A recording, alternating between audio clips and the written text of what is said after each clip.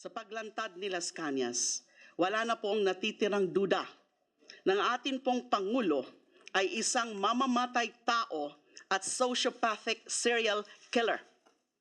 Ito na rin po ang dahilan kung bakit natin nararanasan ang lahat ng kahibangan sa gobyerno sa ilalim ng rehimeng ito na pinangungunahan ng numero 1 kriminal sa buong Pilipinas, kung hindi man sa buong mundo. Walang iba kung hindi si Pangulong Rodrigo Roa Duterte.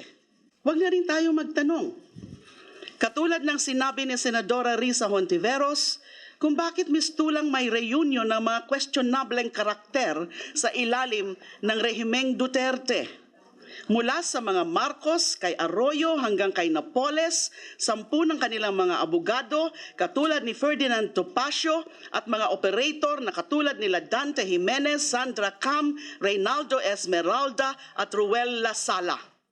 Andyan din ang mga pangunahing enforcers ng mga utos ni Pangulong Duterte. Sila Secretary Aguirre at Solgen Calida na mga abusado at aroganteng opisyal sa ating pamahalaan.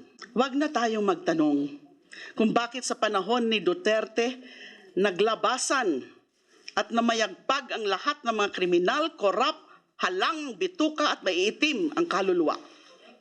May reunion ng mga kriminal sa gobyernong ito dahil ang pinakakriminal sa kanila ngayon ang Pangulo ng bansa.